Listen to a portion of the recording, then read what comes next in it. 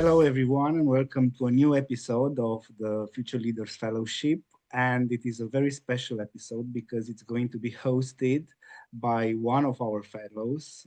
And I'm talking about Paul Meyer, who had this great idea of conducting a webinar on this specific theme. But I will just let him present all the details to you and take it from here. Paul? Hi, I'm Paul Meyer, one of the IRF Fellows, and I'm very excited to be presenting this webinar on law, international law, and how law can be resilient. Joining us, we have as our key speaker, Marinela Beșleagă, and I'm going to have to apologize in advance for my pronunciation of all things Romanian. It's not a language that I have yet learned, but I like to say not yet. That way I have the opportunity to learn in the future. Marinela is the head of legal and administration at TechZen. Marinela has been working as a legal advisor since 2001. In 2007, TechZen entered the Romanian market as one of the major players in Turkey's DIY sector at the time, establishing its headquarters in Brasov. Marinela joined the team from the outset, providing legal and commercial support, starting even before drafting the Articles of Incorporation for the Romanian company. In 2019, following the acquisition of a Romanian subsidiary of a major global player in the fertilizer industry by Toroscomp, she was appointed as a member of the board of directors of Toros Agroport SA. Toros Tarim is part of the agricultural industry group within Techfen Holding, a role she has recently left. Merging two different industries with multicultural organization has enhanced her professional skills, broadening her expertise. Her experience in due diligence spans the entire business lifecycle from establishment and development to restructuring and optimization, ensuring the effective implementation of management decisions while adapting to economic conditions, including financial crises, health emergencies, and geopolitical or natural disasters. Marinela, thank you so much for joining us. I'm very happy for joining you, and I was so excited that I will be in front of you. Such a wonderful team of young people that are willing to succeed and to have a wonderful career in front of them. I really appreciate your efforts, and I hope that the information I'm sharing with you today to be helpful in somehow for your future career. So I feel like I'm having a test in front of you, all of you being such a wonderful, wonderful, wonderful young people. So my appreciation for you. When Paul, so we'll make the difference, Paul and Paul. When Paul told me about this program, and he invited me to talk after I had another speaking experience on Legal 500 conferences. It was challenging, and I said, I don't know if my corporate lawyer experience can contribute. But actually, after the Legal 500 seminar in Romania, I saw that there are many things from our experience as a legal advisor, as a corporate lawyer, as a general counselor, that can be helpful on seeing the thing in a large perspective. So, what is the law? The law is the set of rules created to help the life in a society. The humanity has a concern in creating this kind of rules since very ancient times. So I'll make a little the big picture of the law. Probably you have learned. I'm sorry, I don't know which one of you does study the law university. myself, I remember when I was in university, I was studying the Roman law as the base of the legal system in Romania. But the history of the law is coming much more before, from the Hammurabi Code, from the Babylonians, and so on, coming with the 12 tables and coming to the civil code as today. And in US, it's the Constitution, the supreme law of the society. How it helped the resilience in the law? It helped that having a strong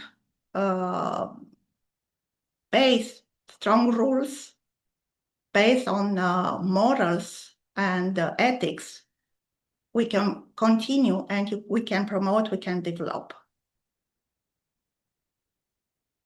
Yes. Thank you. Oh, I was just saying thanks for that overview of the law. It was very good. Were you done, or? Yeah, sure. Oh, okay. So that's a great introduction to the law and what we're going to be talking about here. And I prepared a variety of questions that you've gotten in advance, so you have a little bit of time to prepare. And I'm sure that our fellows will have some follow-up questions based on where the conversation goes. So we'll just be fluid and see where the conversation takes us. I've divided the questions into 3 separate categories of questions, starting with international organizations. And so the first question that I prepared was, it was about the World Trade Organization, the WTO. The question that I had is the WTO at risk of becoming obsolete?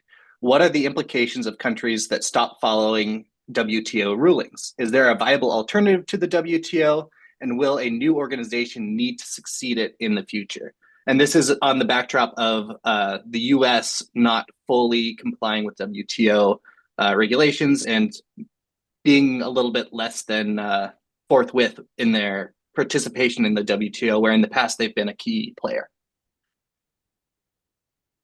Well, the WTO, it's an organization who celebrated 30th anniversary last year. Actually, 1994 was a signed agreement, but according to other sources, says in 1994. So, however, it's a 30 years old organization, which actually it's recent than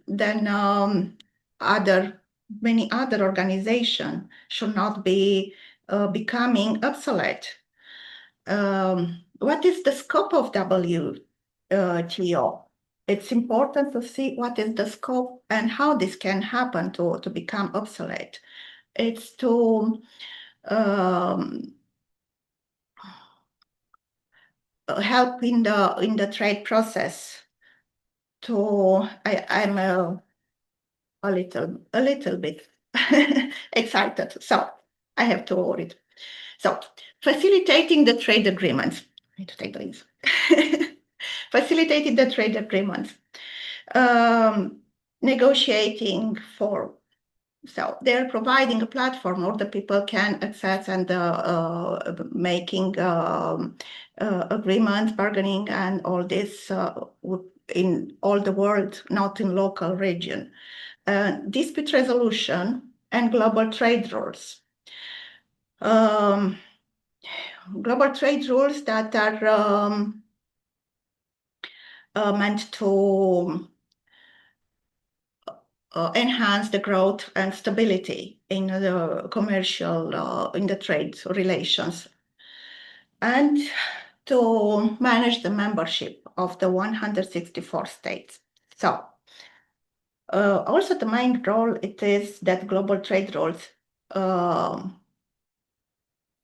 update the rules and to reform. Further, receiving your question, I was watching the report of WTO for the 2024 results and the provisions for the future. And the general director of the WTO she received this question from in the press conference that it's the WTO obsolete and need to be reformed. And she said, absolutely. This is a long process. It's an ongoing process. All the time you have to update and to put on the members' needs. The members are the one who decide. The membership is by own will. Nobody enforced any state to be a part of the organization.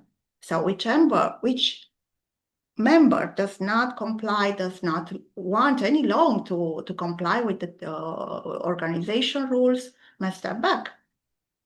It's not obliged, it's not under any liability. So, like this is my view about this point. And is there a viable alternative to the WTO with a new organization to succeed it? There are many other organizations that are coming after, way after, and they are on the local basis. Organization like BRICS or like European Union. Actually, European Union, it's before the WTO. It's 93, 94, and but the BRICS is 2009, or the ASEAN, which are the Asian countries that are gathering together, and they are having the trade. Outside this territory limits, if you want to have operation, obviously you have to comply to some rules. So it does need the World Organization, which cover every country and all the region, not to have the territory basis organization.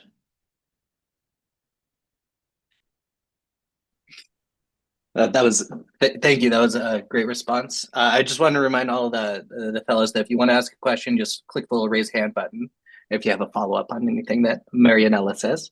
Forgot to mention that at the beginning. Okay, so that's the WTO and where it stands. And it sounds like what you were saying is that there's a lot of local organizations like the BRICS and ASEAN, ASEAN. And ASEAN. Yeah. ASEAN. I always hear it as ASEAN. ASEAN, yes, ASEAN too. And then the free trade agreement between Mexico, Canada, and the US, different free trade agreements like that. But once you go outside of your area, you need a set of global rules to operate under. And that's where the WTO comes in. Okay, so the next question, a lot of this is on the backdrop of the US becoming less reliable than it has been in the past, is how I'll frame it. So that's why a lot of these questions bring up the US as I'm asking them. So question number 2 that I had, what international legal institutions are reliant on the US? What are the international legal institutions that the EU is member to as an entity? Where do they share a organization? To what extent would the US's decline in reliability hinder these institutions? And maybe as one follow-up is what might the EU do to address that new shortcoming? What EU will do to address this? I don't know, maybe strengthen the position within the European Union and to represent in internal policies. The relation between US and the EU were a very good relation, and as US, it's the world power Actually, it's the nation that has the biggest influence in the world economy policy and everything. Of course, it's like a leader and will have the majority in many international organizations.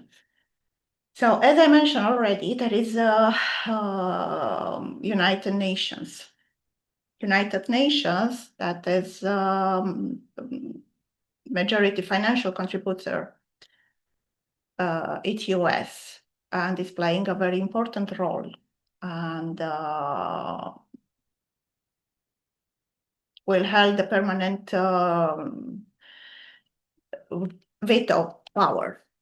Another, it's International Court of Justice, where as well the US is part and has an important role. And actually in many of these international organizations, US has an important role, being on the founding part.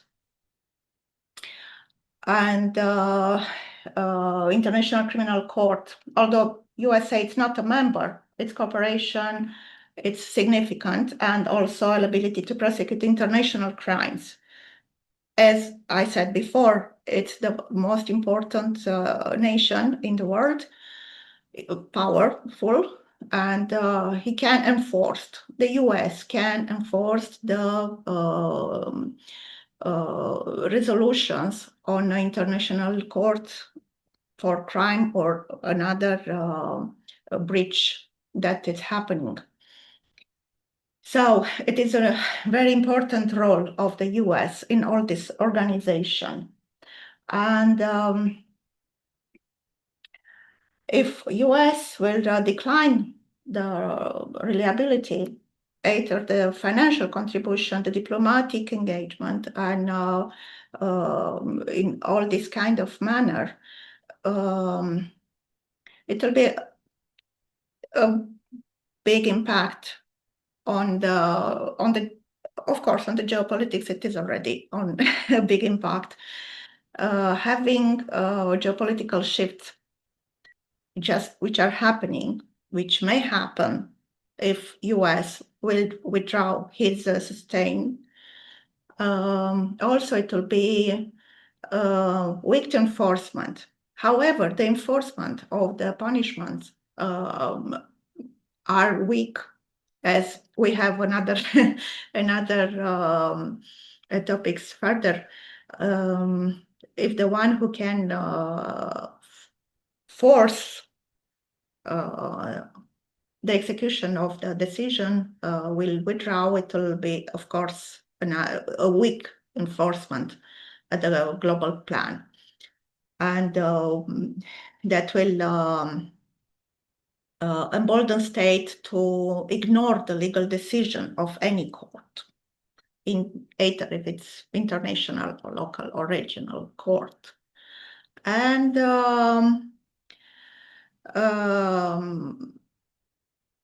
will lose the credibility of institutions if, look, the one who was the major role player in this organization, it's stepping back, how I can trust this organization.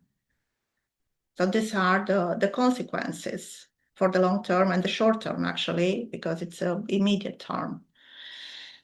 And for the European Union, how to address this, I cannot suggest, I don't have the political references to suggest anything like that, but I do think that strengthening inside the European country will bring the US as a equal player, and then they can decide together, not in the position of collaboration. This is my opinion. As I said, I don't have the skills of the knowledge, actually. Yes, please. Oh, so it sounds like it's a political question rather than a legal question of how to address it. Yeah. So what?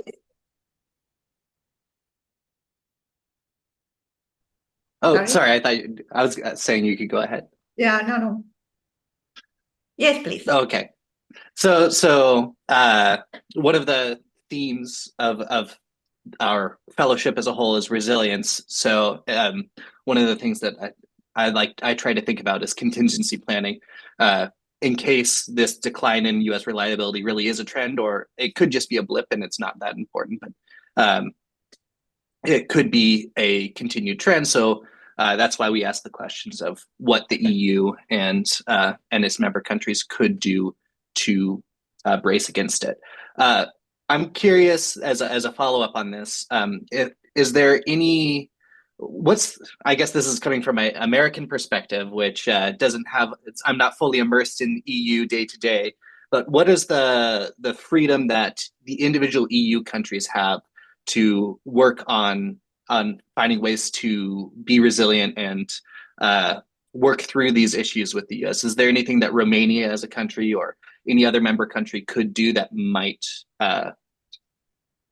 that would find a way to have alternatives to these international organizations to achieve the goals that they're after? Or is that just a EU question that the EU as a whole, as an entity, has? So I guess I don't understand your question exactly, Paul. So help me understand what is your question. To work on what? To step on the US position, or it's not possible? Yeah. Oh, okay. So what I was wondering is if the EU countries as individuals have the freedom to act within these international organizations like the WTO. Is there anything they can do to achieve the same goals that the WTO might get after? So we already have the European Union policies. So within the European Union, all the countries have the set of rules that we are following, which are the primary. The WTO, it's coming next. So the first enforceable rules are the one of the European Union for each country, for each member of the Union. And the WTO we report as the main rules that are requiring and following, and especially we are applying. So there is a WTO subsidiary in Romania, WTO Romania. So it is the organization present in Romania and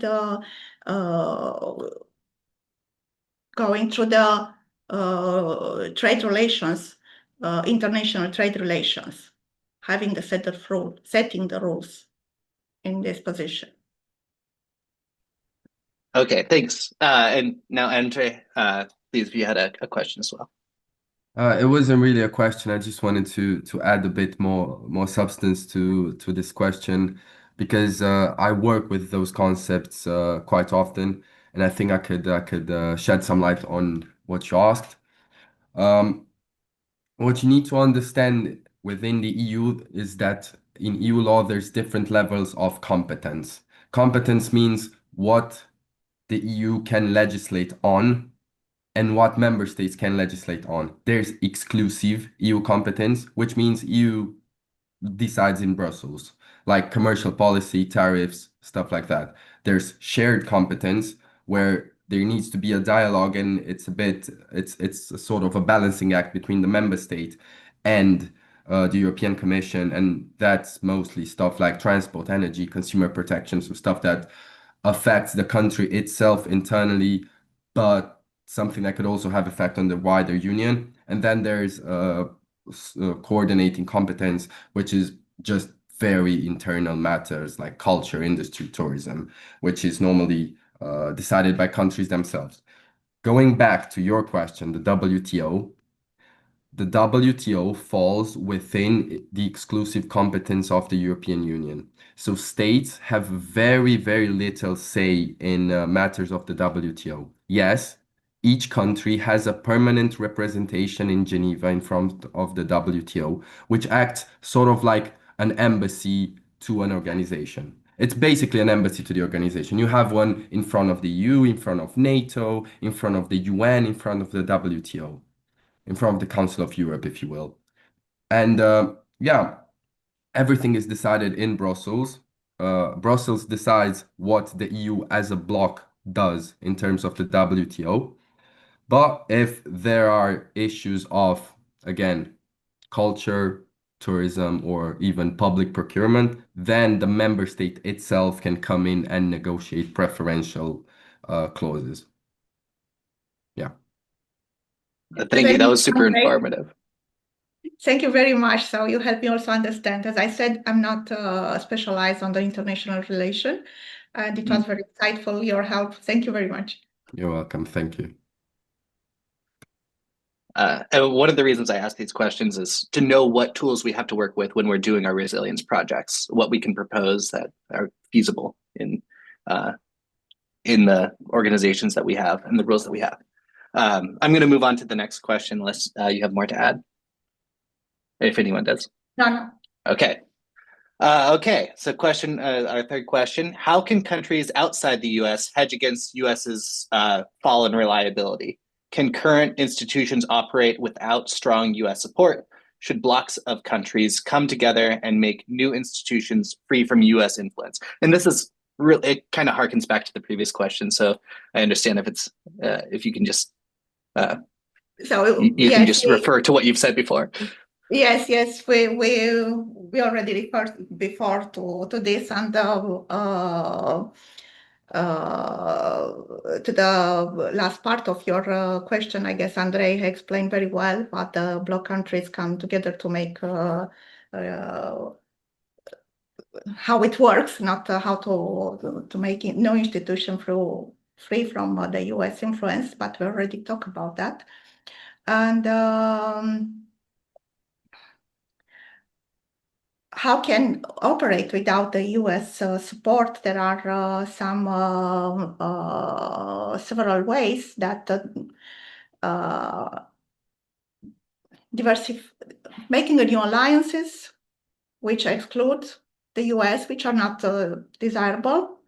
Building regional institutions it's made, as mentioned before, like BRICS, Asian, EU.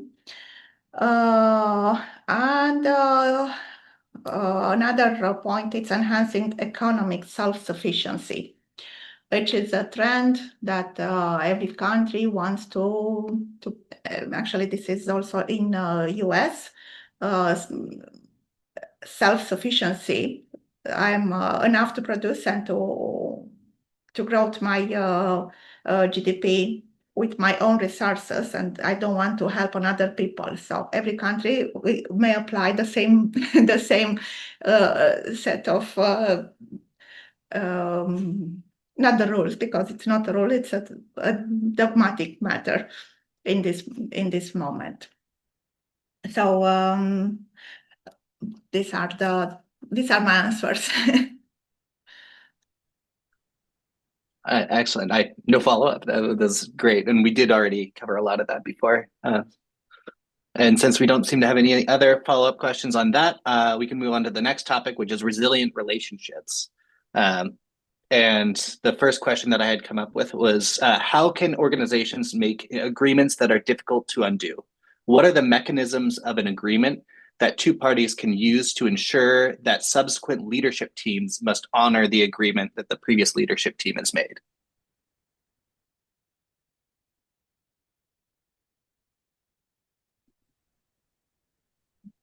So here again, I'm coming to the organization, not the international organizations. How can make agreement difficult to undo? It's by incorporating legal, financial, and reputational safeguards.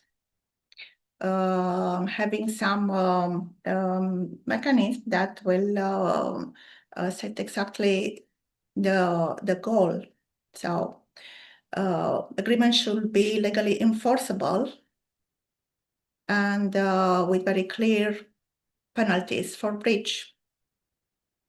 The commitment for the long term with the financial implications. So upfront payment penalties or escrow accounts. Third-party arbitration. Dispute resolution mechanism ensuring compliance and discouraging unilateral withdrawal. Me personal in our external contracts, we refer to International Court of Arbitration in the Paris in case of dispute that may arise during the execution of the contract. Because as it's customary in the law, the place where the contract is signed will have the law, will follow the law of that country. So the place of the contract will give the jurisdiction. When another country doesn't know the rules, obviously, then will apply the International Court of Arbitration. Going further, regulatory endorsement. So if an agreement it's codified, it becomes harder to reverse. So definitely should be very, very well established the clause of the contract, the scope of the business, the manner of execution, and the liability of the parties.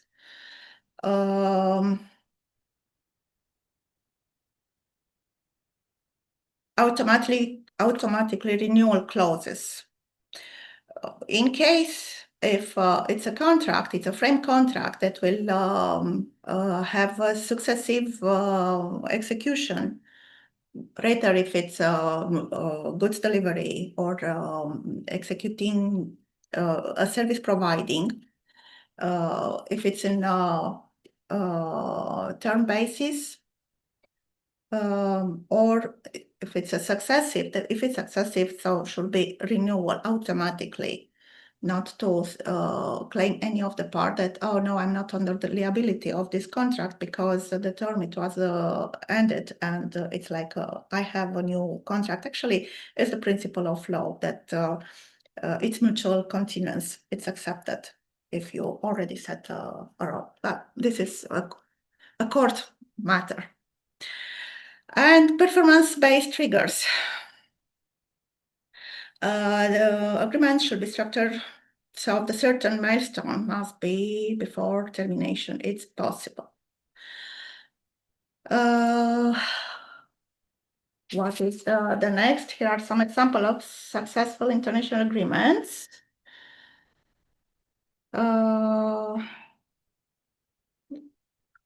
Now this is on international, so first I read on international, then I took my notes, which are very, very, are many convention, and I can refer to the first topics that you said, WTO, it's obsolete, and we found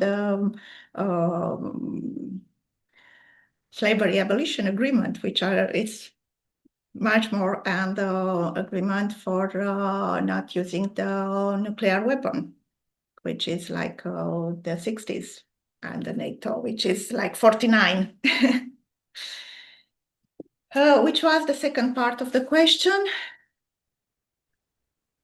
What are the mechanisms of an agreement that two parties can use to ensure the subsequent leadership teams must honor the agreement? How can you ensure the continuity when there's a new CEO or leadership team, or in the case of international organizations, a new government that comes in? How can you hold the new team to the agreements that the previous team had made?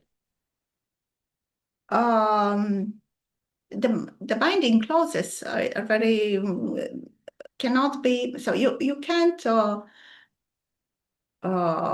reject a contract just because somebody else has signed before of you. In a private organization, the company has a juridical entity and it's not related with the leaders. in international organization, I don't have this experience, but in a private organization doesn't have the personality, the judicial personality. It belongs to the company, to the corporation, and doesn't matter the new team, the new management, and the clause of the contract must be very well drafted and covering all the aspects that may arise, and especially for the penalties clause in case of any breach of the contract. So whoever will come, whoever will follow, to have also the termination clause settled, also the scope of the contract and the objectives. And this is my point of view. I hope it's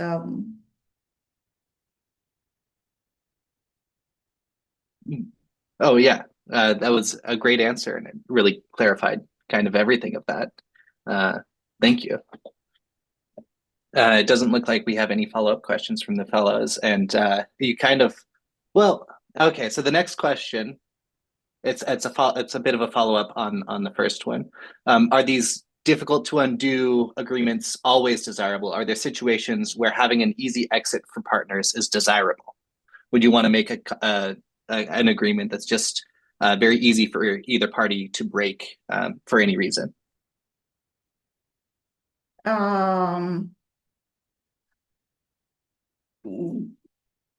Usually you are not making an agreement that the people to breaking easily. The undo clause are important, but there are the miscellaneous provision of the contract where can be different cases when party may agree. So the termination of the contract, or each party may have an exit, can be due to the external reasons or the internal reasons. If the results are external, which are the force majeure or another kind of condition, that will be a clause of breach, of termination. And if the party agree, it's of course the most desired when, okay, we come in a point that we cannot understand in this moment. So what we can do, we cannot force. It will be damaging for each of the party to continue in this manner.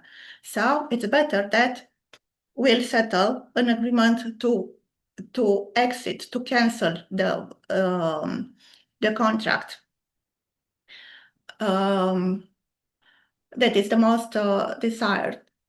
And it is another condition that when within the parties' obligation are settled certain conditions that must be achieved after the time, so for the continuance of the contract, not only in the moment of conclusion, also further the conclusion of the contract, such as achievement or some objectives, some performances. Achieving some performances will enable you to ask another negotiation, or will not achieving that performances will enable you to demand the cease of the contract.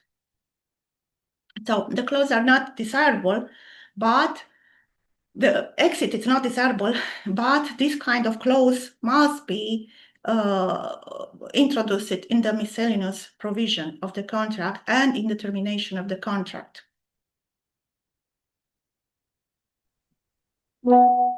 Excellent, thank you. This is very clear and answered all my questions. I hope. The next question I have was, when negotiating with a friendly party over terms of a contract or treaty, how do you balance the friendly relationship you have with the other party and the adversarial nature of negotiations? How do you stay friends while making deals with friends? How to stay friends? Usually you become friends when starting negotiating. even if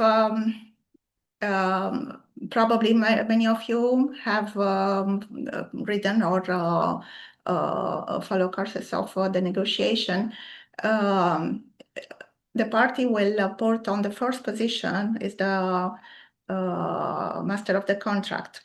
So one of them will put in the strong position and will will give the agreement. This is the customary on the legal part. The part who's giving the agreement format, that one is the master of negotiation. But friendly party, it's meaning that you set the goal and you have a common goal, and the objective it's to accomplish together. And the achievement must be a win-win solution, definitely. If you are a friend, if it's a friendly party, always must be a win-win solution. If it's not a two-way street, and if it's not a win-win solution, that is not your friend. And you'll not make deal as a friend. So must set all the conditions very clear, even if it's your friend, because one day your friendly relation may end for some reason. As you said before, so between organization, international organization, the management may change and doesn't have the same chemistry and the same understanding and the same mindset with the previous one. So you cannot continue. So if the other side is not with the goodwill and the bona fide, does provide the bona fide, can use the weakness of the contract that you conclude as a friendly part. So a friendly contract must be treated exactly as any contract. Doesn't matter. You have to set all the goals, to have the transparency of any condition, and to set the penalties, and to set the exit clause, and to set the miscellaneous provision. This is the nature. This is how you're balancing and how you protect yourself for the future, for all the time. I guess this was the question. I can talk a lot about this subject because this is what I am doing day to day. And of course, you'll separate. I guess it's implying that you'll separate the people from the problem. So you're not the people, it's people. The contract is contract. The parties are parties, and you have a different judicial personality as a natural person or as a judicial person. So you have to separate this.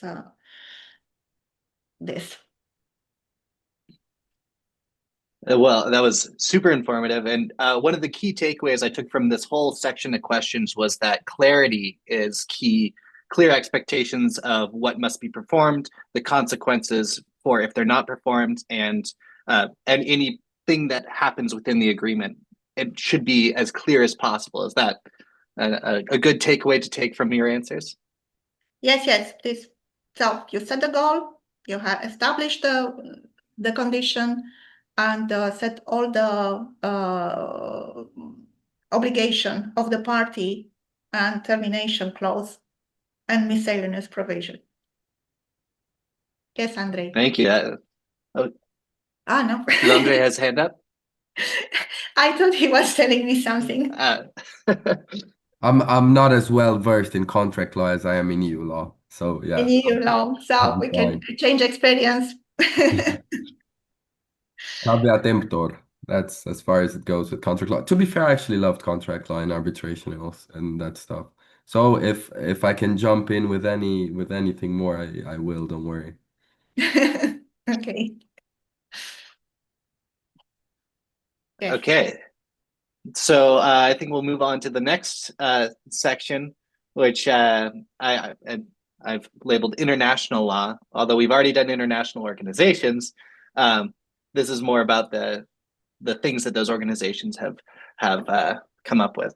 And I know it's a little bit out of your wheelhouse, so I understand you can't give full answers as the last section where you knew absolutely everything. Total master of that section. I really appreciate your knowledge.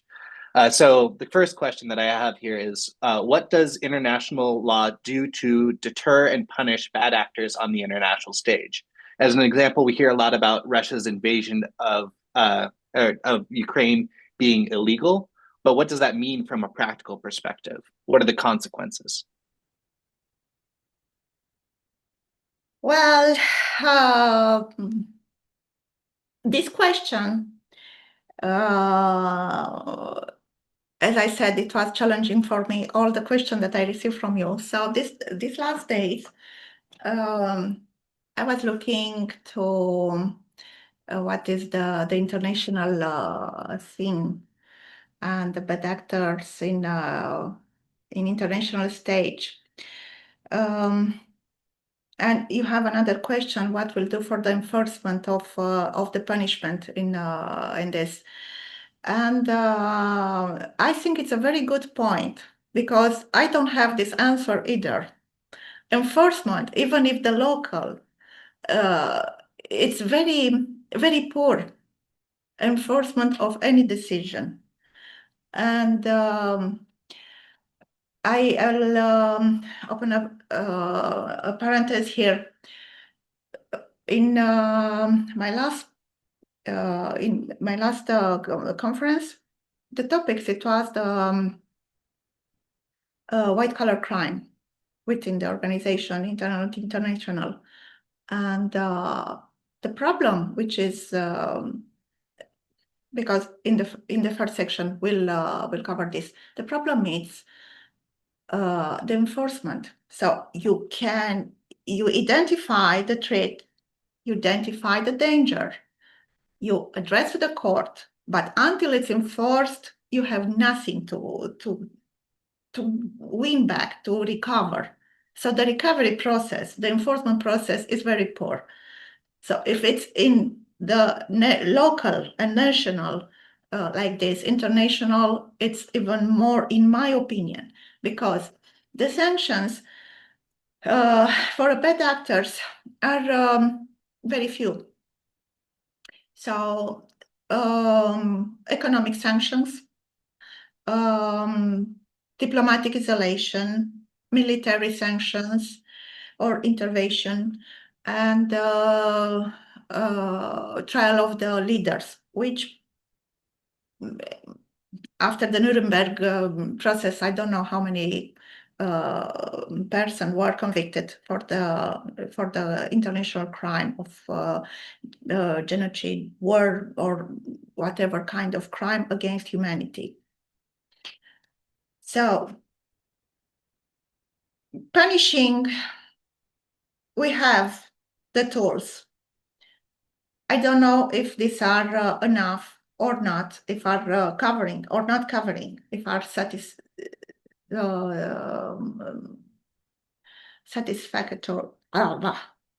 if it's enough or not.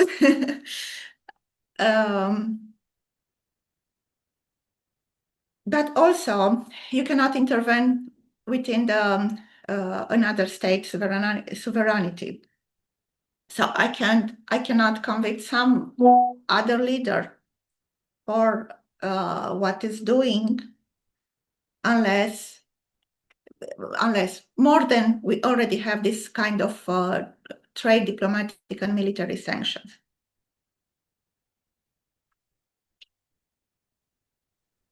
Andre, please. Yes, thank you very much for the insights. I too agree that the most important part of international law is enforcement. There are so many conventions, so many bodies, so many ink has been spilled on international law standards and regulations, but it all boils down to how much we enforce those when push comes to shove. And one example, a tangible example that we have that's easy to understand for anybody, no matter the background, is the sanctions we have on the illegal invasion of Russia in Ukraine. They're banned from the Olympics. So that's a diplomatic sanction. That's a diplomatic isolation act Also, I have not seen any ad on LinkedIn, any sort of event that mentioned Russia or any sort of Russian organization in the past few years. That's also isolation. That is a sanction in effect because it affects their soft power. It affects their presence on the global forum. And I do think that is right because they are waging a war of aggression against Ukraine. Also, in terms of economic sanctions, again, there are plenty of them. Russia has been removed from SWIFT. Most of the investment from all of the investment from the EU, the UK, the US, and most Western states has been totally banned in the EU, in Russia, just as energy, just as infrastructure. There are some talks that there is a covert way to do those investment through third countries, but on the world scale, there are economic clear sanctions and also diplomatic sanctions that apply. There's also tension with the fact that there are indeed international criminal bodies, and there are certain people in the world who have a warrant for arrest in international criminal forums. But I will not speak on the enforcement of that because it's more of a delicate topic. Yeah. Yes, and the topic, actually, what I understand from Paul's question, it was that all the sanctions fail. So the invasion of the Ukraine continue. Well, all what you said did apply since the first days of the conflict, since the first days of the invasion. But we did not see any withdrawal of the troops and any step back on and to have settled the peace. So that's how this function. I don't know. The ones who suffer are the civilian for all this sanction, but the effects are not the one that we expect. So yes, I don't know how can be enforced the one who's making decision, which is the president in this particular case, and the military advisors, and not to suffer the population. I don't know the answer for this. Indeed, indeed, it is a grave, grave tragedy. It's a great humanitarian tragedy what's going on our border as we speak right now. But I do think that the sanctions have been helping. I too would wish for this immense nightmare, geopolitical nightmare to be over. But I think that we are whipping the beast, so to speak. The international community has come together to try to strangulate the assets and the money and all the fuel that they have for war. But yeah, more needs to be done. I agree with this, but at least we have some ropes. Yeah. And Adela, please, what do you have to contribute? Yeah, I just wanted to thank you for the answer and all the answers until now. It was very interesting, but I also wanted a bit to discuss this point of like sanctions and geopolitical polarization, because one thing that is stopping Russia from having depleting resources is the support that it has from China and North Korea, because as it is inside the country, it's also outside on the international stage, and we are also seeing a shift towards more conservative policies.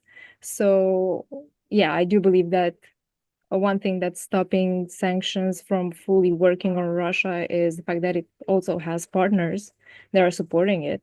There's also the problem with Israel and the war in Gaza, where there are a lot of... I wanted to mention that, Yeah, which is also... I wanted to mention it because... and the Taiwan with China. Yes, and Taiwan with China, because there we see a lot of discussions right now that there might be an offensive there, and if it happens in the same way that is happening in Russia and in Gaza, where there is a genocide, more or less, that's happening in the West Bank right now, where there are a lot of people dying, and we gamble a lot on the UN. And as Andrei was saying, there are a lot of standard or international standards right now, and somehow it's still possible to have a lot of people starving, and the provisions to not be enough to even aid them with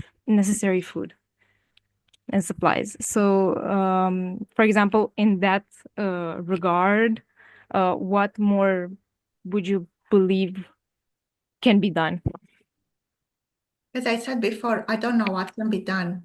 So I'm not a political person, and I'm not specialized on this kind of theories. From the legal point of view, what is to be done was done.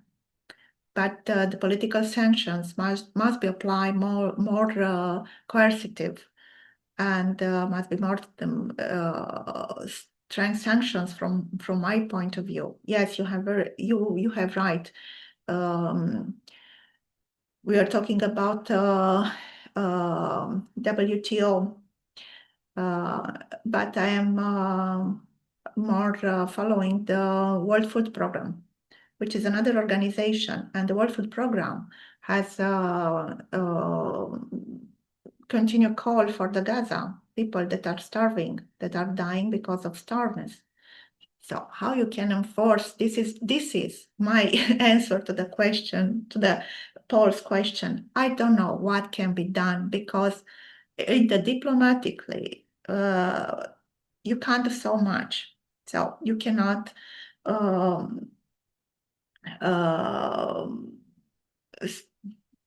cross the sovereignty of the country, and you cannot go after that. So I don't know if you have any idea. Please share. Please say, what is your opinion about this? I want to learn from you. Maybe you have more experience than I have. Really, what do you think?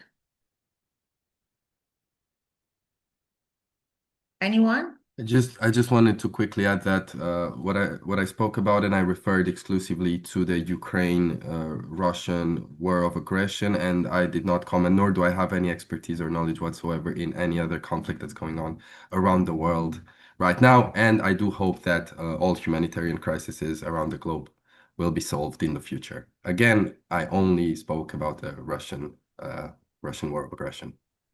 Yes, God help, the peace will come back to the world. One of the reasons I focused on Russia and Ukraine in these questions is just because they're two very defined entities that we can talk about, whereas Hamas is a little bit more vague. It's hard to understand where their organizational structure is. And so one of the parties, it's just hard to negotiate. And honestly, I just don't have a lot of expertise in that area. And that's why I've avoided that section of the conflict, or that conflict specifically, because I'm trying to think of what concrete laws what good things can we contribute to the international conversation going forward with what expertise we have. Yeah, I just wanted to add or to emphasize the fact that there is a military side to the conflict, and there's also the humanitarian side of the conflict. I wanted to really stress the humanitarian side of it, because regardless of the politics that are ongoing, it's really important, I believe, and I know there is a principle in international law that we should limit the civilian casualties at all costs. At the same time, I really do believe in diplomatic strategies, and even though they may seem ineffective sometimes, I do believe in their consistency. So just never giving up on solving a conflict, I think it's a start there.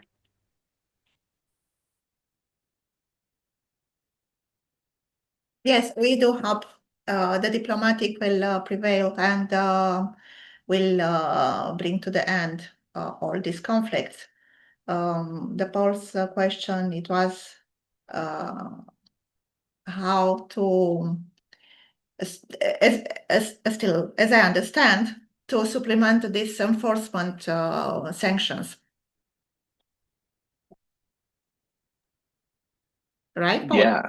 Yeah, so, that's exactly what I'm thinking of, and that I actually don't we know kind how of to supplement this. So it's resume, as Adela said, to diplomatic and economic sanctions, as Andrei said, and other sanctions I don't know, and the Olympics, yes, the sport federation. So everything it's banned in for the state in conflict. Also, media. The European Union has banned media outlets that promote Russian disinformation, such as Sputnik and RT. It's pervasive across all lines. Yes, we have another for the media and the social media.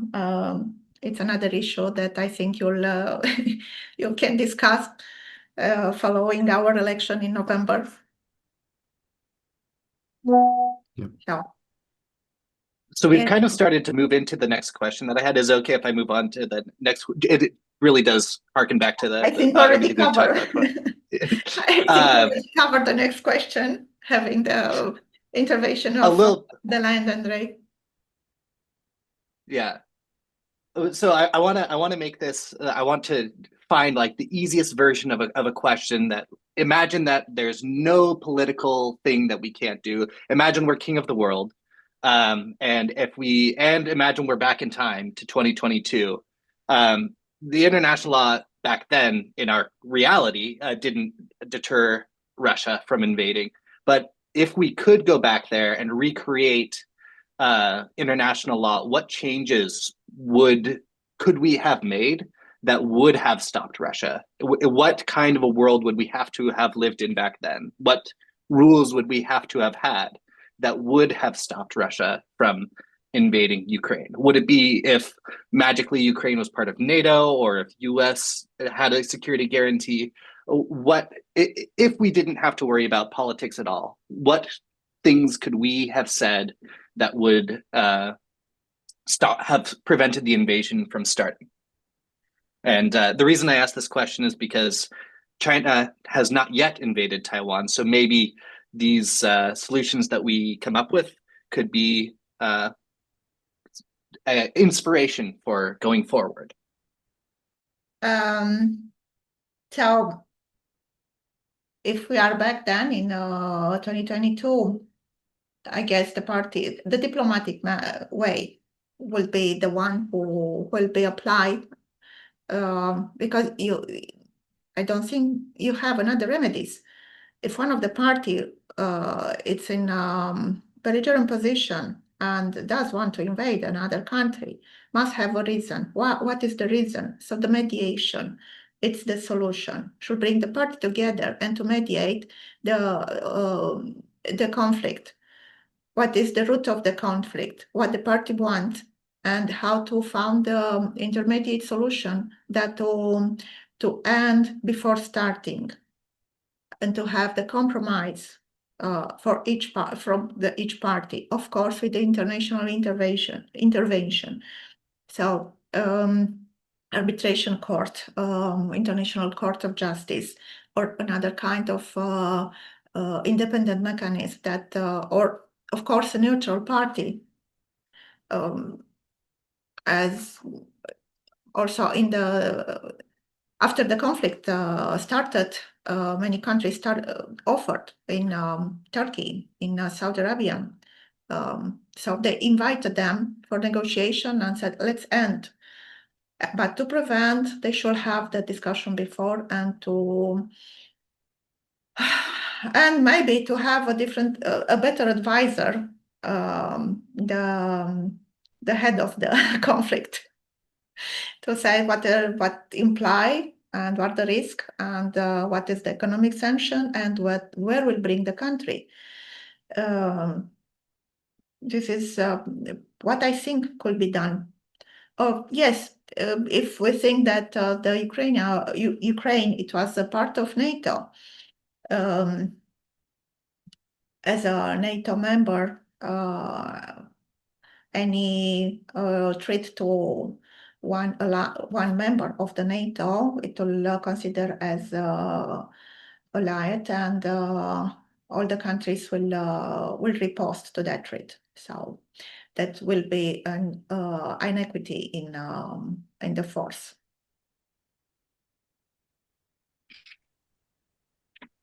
Thank you. I mean, that's very clear. And that's something that us fellows can think about, trying to influence the world going forward to create a world in which a potential invasion of Taiwan might be infeasible for China, or any other future conflicts. We could work on making any future conflicts less likely to occur. And of course, not forgetting that we need to look back and still deal with the current conflict. Yes, but the bad part is that if the will, it's established, it's rising, that look, I want to conquer this state, or to do the invasion of that state, it's very difficult to undo and to prevent. So the diplomacy, it's very important. It's very, very important.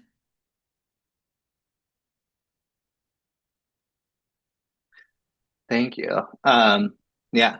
So the last question that I had is, what parts of international law have real enforcement mechanisms, and what are the parts only enforced by norms? We've touched on this a lot, but I was just thinking we could name specific things that are like, if you break this rule, if you invade a country, this consequence happens. Like we were talking in the section before, what parts are very clear to countries? If they choose to invade, there is a this consequence, the specifics. And then what is just things that we have, what are the norms, just the things that we've kind of agreed to, but it's all soft and it's easily broken. This Andrei explained so well, and it was very well pointed, that economic sanctions, and he enumerated all of them, including the media and SWIFT, that it's not used in other country. I forgot about freezing the assets of the oligarchs. It's very important. That is They've frozen like 300 billion worth of assets from oligarchs. Yeah, sorry. Yeah, that should work. You know, this was my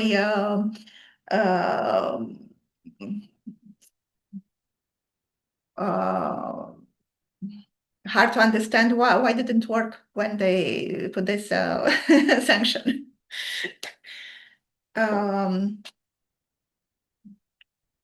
So where we left of the Andrei explained very well. So the economic sanctions, all of them,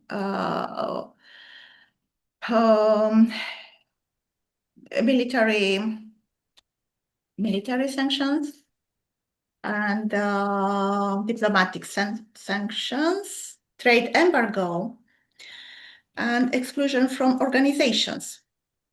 These are the main and most enforced sanctions that apply to an invader.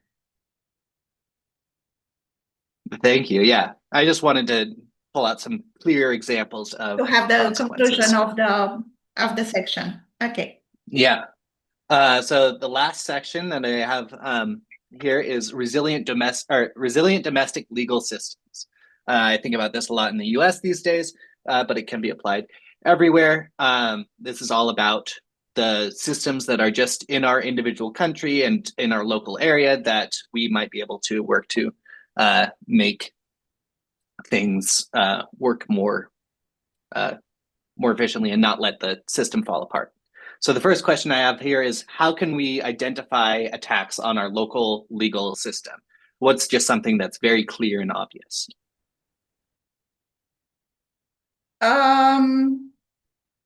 How we can identify attacks on our legal system. So our legal system is mostly attacked from inside, not from external attacks. So if our rulers are not giving the best decision and making a good laws, so that will be the major attack. And how you can identify on the effect that is reflecting on the economic and on the economic environment and the society. Of course, there are external attacks like cyber attacks to the court system, which can jeopardize the trial process and disrupting the operational disruption of the legal process. And these are from the hacker side. Another attack, it's corruption, it's bribe, and in trying to manipulate the legal decision. The legal decision, the solution of trial, the solution in court, and this is consistent attack from my point of view. Another also kind of cyber attack, I must say, is the disinformation, which is also related to the technology, and it's misleading people to another conclusion or another view of the rules of the intent of the process. And this information, it's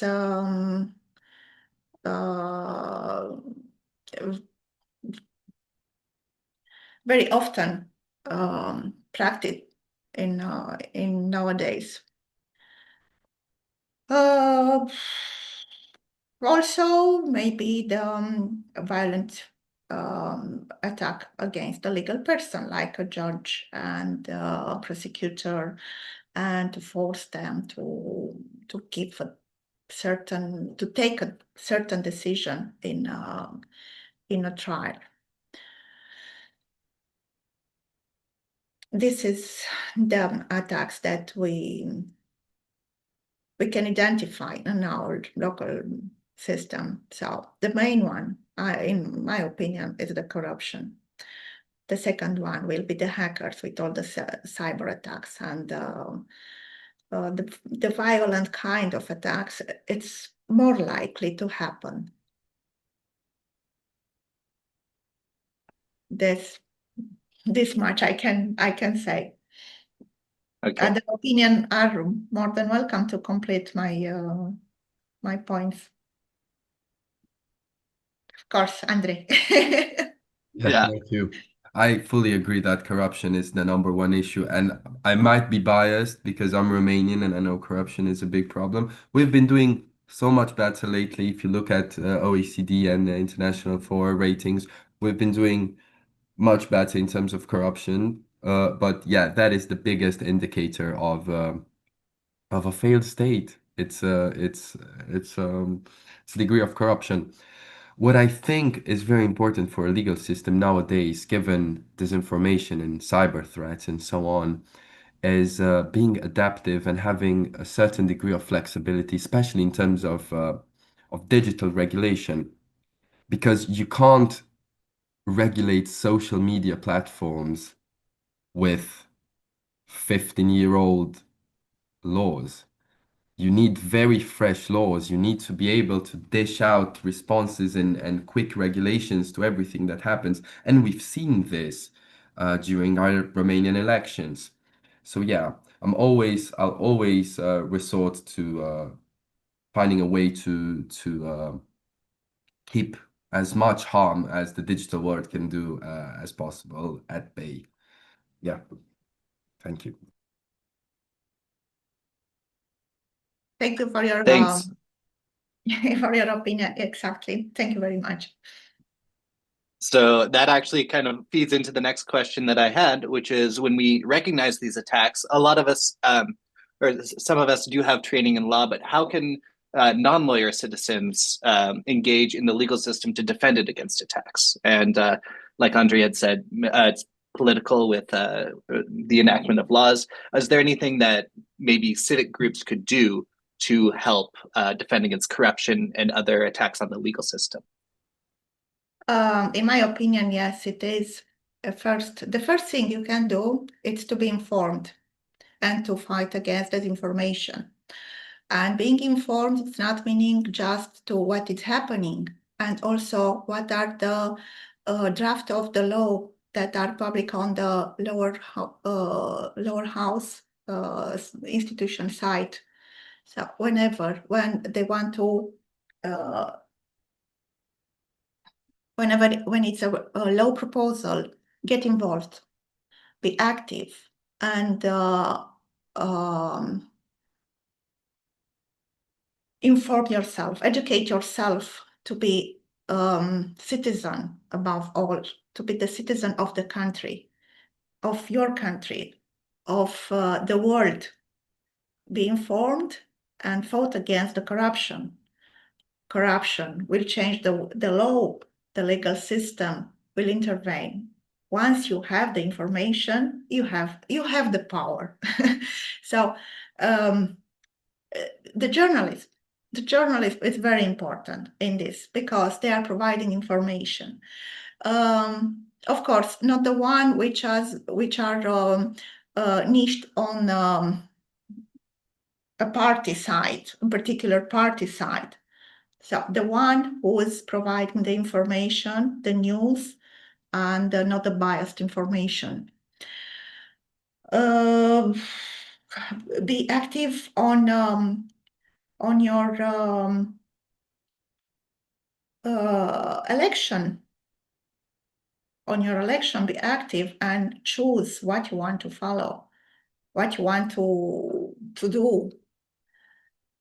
And this, I think, it's the important thing to do, and to engage the civils. Of course, the civil society has played an important role.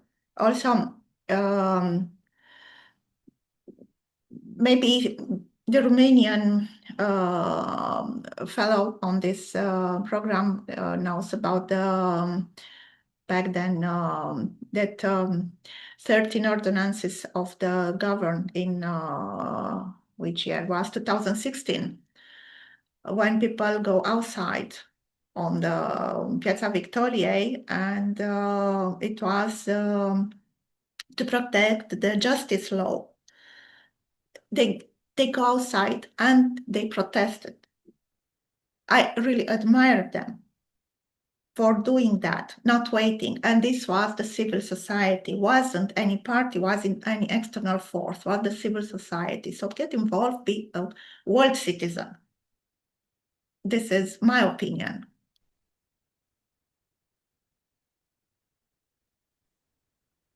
Thank you. And that actually kind of feeds into the last question that I had. They all just kind of roll into each other.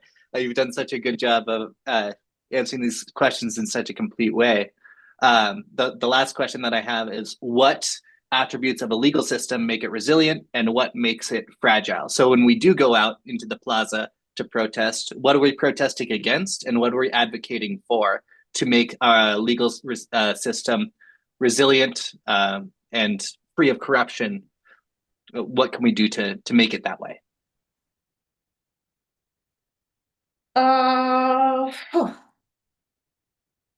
Resilient legal system. It's a system of, it's the equity law.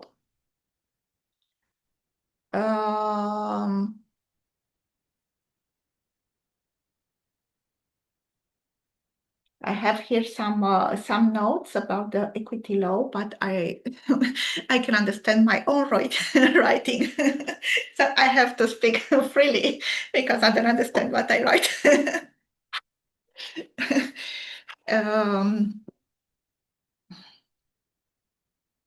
So, a resilient legal system, when courts operate free from political influences, doesn't have to be influences, and ensuring fair ruling, and to have a well-defined legal frameworks. Not to have an arbitrary interpretation, to have a clear and oh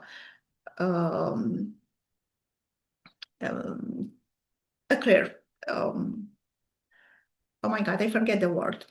I guess I'm becoming tired and I'm losing my concentration. Clear and predictable. Yes, but wasn't that the word? Okay. Clear and predictable. So, citizen to believe in system and engage the legal process. So, as I said before, all this must be done in order to have a resilient legal system. To get involved, to check the laws that are proposed to be adopted, and to keep accountability of the legal, and to demand for the transparency of all the legal institution, especially for the legal institution, transparency and accountability for them. To the other part of your question, what makes it fragile? We already spoke about the corruption, the political interference, the lack of public confidence in the legal system, the concentration of power, the limited access to the justice, weak enforcement. We come again to the weak enforcement, like in the international law. This makes the legal system fragile. And I will give you here from my experience. I have a court suite with a company that in the agro-industry company.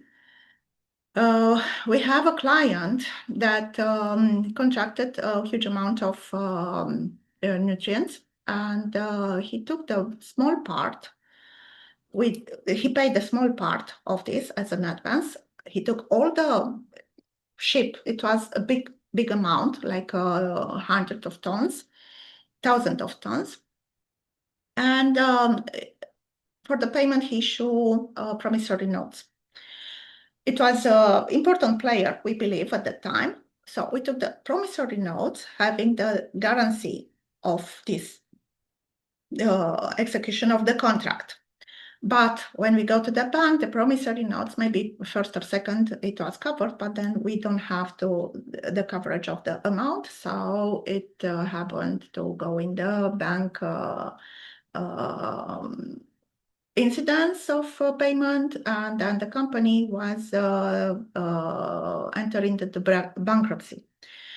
And one bankrupt company is very hard to enforce.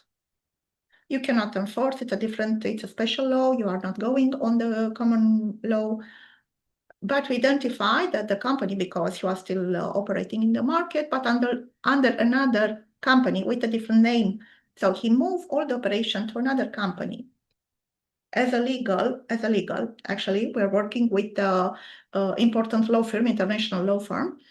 And so they identify where move the operation, and having the same administration, we follow that one and try to enforce. So when the enforcement process, it was approved, already moved to another company. So yes, this enforcement need to be somehow changed, and not to make the process speed, and to protect the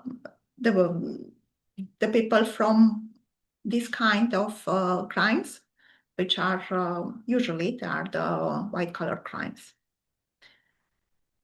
I think this much on the question. Another question?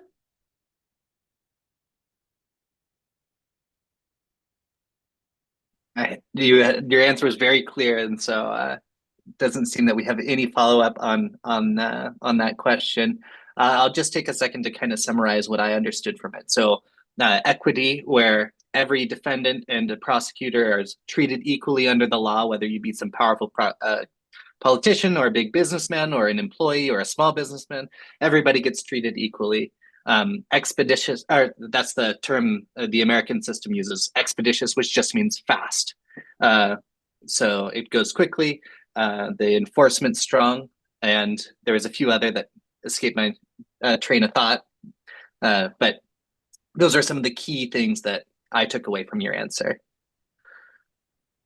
Yeah, pretty much like this, I want to say.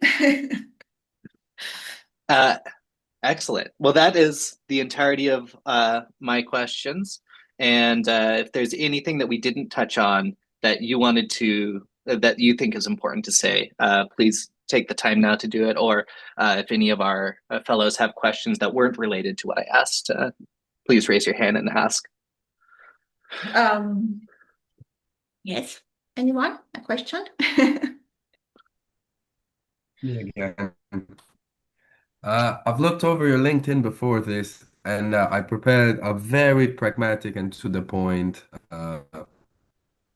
question. I hope regarding to your everyday experiences. How do you think we, and it's still about resilience, how do you think and what frameworks should we have in place to ensure we've got more resilient supply chains? We can localize it to Romania, because I know the current sanctions and trade barriers that have been enacted with tariffs and so on have created some difficulties in terms of supply chains for companies operating in Romania. How do you think this can be alleviated? Sorry, I didn't understand exactly the question. How can we make sure that we don't have as many supply chain disruptions as we have now, or limiting them in the future? Oh, supply chain disruption. Actually, now we don't have such a big supply chain disruption as we have in pandemic period. We deal with that. We have a lot of problem because we are, for example, bringing products from Indonesia, and this kind, or all the external facts you cannot control. Then we have another disruption of the supply chain because of the Ukraine war. Of course, this was another factor that contributed to the supply chain. The tariffs were now, it's a small thing, because I'm pretty sure that at the level of economies of the countries will find a solution that will exceed these limits, and the tariff war will be somehow settled. For example, there are treaty or conventions between the countries. As you said, you read on my LinkedIn, my companies I work with are established in Turkey, which is outside EU, and not related to US. And being a third party, there are tariffs applied for Turkey. But providing a particular kind of documentation, you are exempt from the payment of this kind of these tariffs, so even they are legitimate. I'm sure that will be found also for US in this tariff war, and will find a way to adapt with the market demands. It's not something that you can control, but you will always find a different solution. Maybe you will try to shorten your supply chain. to look for a provider which is not so far and it's not imply so many countries that will track on, and not so many time wasting on transportation. And here also I can give an example. During pandemic, we're bringing shipment from Indonesia, and because of the pandemic started, the ship arrived with a delay of 3 months. That ship was 5 months on the way because he has stopped in a few ports. In each port, he has to do the 15 days of quarantine and another 15 days of departing, and it so elongate the period. Was a seasonal product. They arrive after the season. So what we do in this kind of situation, that particular seasonal product, we found a producer in a different area. Also during the pandemic, for example, and this is from my experience, so it's the real facts. We used to pay like $1,900 per container for transportation from China or from the Far East. After this disruption of caused by the pandemic, the price rise to 4,000, so double the price. Then it was a price of a lack of containers, the empty containers, because many of them stuck either in China, either in the US, and not so many containers on the market. Again, the price rise to the 8,000. Then it was the Suez Channel blocking and another economic crisis because it was stopped, the transportation. So in 2022, in January 2022, the price for one container, it was $18,000, starting from 1,900. So it was almost 10 times expensive. In this kind of situation, of course, you are forced to find a solution and to shorten the supply chain. Yeah. It's And okay. yeah. And maybe what I was wondering because I was so vividly imagining that ship coming from Indonesia and having to stop at each port 15 days, Yeah. vaccine test, da da da da da. How far and how much protection does a well-crafted contract give you in those situations? And is there anything above the contract that can be done by, I don't know, an international organization or some international standard? You cannot be redeemed on this kind of situation because it's a major force. So no insurance paid. No, Delay. at all. No, it's a major force. Interesting. No. Yeah. You have to be prepared. As summarizing the legal part and what I want to say. As a legal person, you have to settle the condition and to be prepared for any kind of conditions. I hope I didn't end the... Oh, sorry. I put my... to be prepared for any kind of situation and to take the account that however you will try to cover all the risks whenever can appear another. And that time you can readapt. So readapt according to the process. You have always to be alert and to readapt. If it's happened like this situation, you found a solution, you'll find an alternative, you'll try to see the big picture, not to focus on a clause. This focusing on a clause, it's when you go in front of the court. In front of the court, that is a different story. In front of the contract, it's a different story. I hope the information I provided you be somehow helpful. And I hope to hear again from you. Great, thank you very much. I want to hear from your achievements. I'm so proud to be in front of such wonderful young people, all of you. Thank you so much. That's you're so kind, and we're really happy to have you here on the webinar. And it is a yearly fellowship, so perhaps there'll be the next cohort will find a way to talk to you as well. We'll see. That's the domain of Paul and the team, Christiana. So it seems that we're a little. It's been very long, and the people are heading out. So I think that it's about time to wrap up. Thank you so much on behalf of all the fellows. Thank you for coming and talking to us. It's been so informative. And I will hand it to Paul to give a little wrap up before we go. Yeah, I say again, I'm really honored to talk to you, to talk in front of you, great people. Success in everything you endeavor, and wish you best of luck.